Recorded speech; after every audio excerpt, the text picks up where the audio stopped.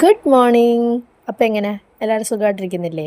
അപ്പോൾ നമുക്കിന്നൊരു കോഫി കുടിച്ചിട്ട് തുടങ്ങാം കേട്ടോ. ഞാൻ എന്തായി നോക്കിക്കൊണ്ട് നിൽക്കുന്നതെന്നല്ലേ, അടുത്ത മഴ എപ്പോൾ പെയ്യുമെന്ന് നോക്കിക്കൊണ്ട് നിൽക്കുക. സാരമല്ല, അതവിടെ പെയ്യട്ടല്ലേ, നല്ല തണുപ്പൊക്കെ അല്ലേ. അപ്പോൾ നമുക്കിന്നത്തെ ബ്രേക്ക്ഫാസ്റ്റ് ഉണ്ടാക്കാം. എൻ്റെ കയ്യിലിരിക്കുന്ന വെട്ടുകത്തി കണ്ടിട്ട് ആരും പേടിക്കണ്ട, അതതിൻ്റെ കോലമാക്കിയത് ഞാനാണ്.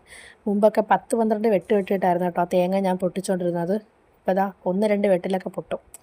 എന്നാണ് എക്സ്പീരിയൻസ് ആയി.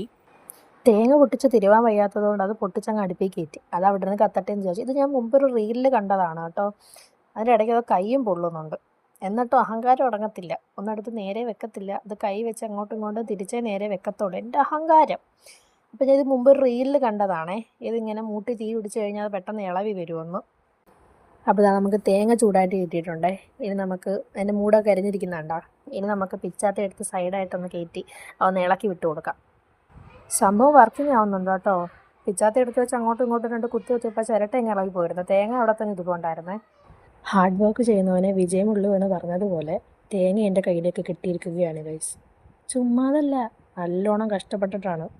അപ്പോൾ തേങ്ങ കിട്ടിയതിൻ്റെ സന്തോഷത്തിൽ കറക്കി വരച്ച് വെച്ചു. ഇഡലി ബാറ്റർ ഉണ്ടായിരുന്നത് കണ്ട് ഇഡലി തട്ടിലേക്ക് ഓരോന്നോരോന്നായിട്ട് ഒഴിച്ചും കൊടുത്ത്.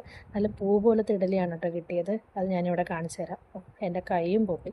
അങ്ങനെ 2 ഇഡലി എടുത്ത് എൻ്റെ പ്ലേറ്റിലോട്ട് വെച്ച് ഇഡലിയും ചമ്മന്തിയും കൂടെ ഒഴിച്ച്. അപ്പോൾ ഇതേ ഫുഡുമായിട്ട് വന്നിരുന്നു. ടി വി ഇട്ട് ഓരോ പാട്ടൊക്കെ കേൾക്കാൻ തുടങ്ങി. എനിക്ക് ഭയങ്കര ഇഷ്ടമാണ് കേട്ടോ ആ പാട്ട്. അപ്പോൾ ഇഡലി കുഴപ്പമില്ല, നല്ല സോഫ്റ്റായിരുന്നു. ചമ്മന്തി അങ്ങോട്ട് പോരാ. സാരമല്ല, നമുക്ക് അടുത്ത പ്രാവശ്യം ശരിയാക്കാം. അപ്പോൾ അടുത്ത വീഡിയോ വരുമ്പോഴേക്കും ബൈ.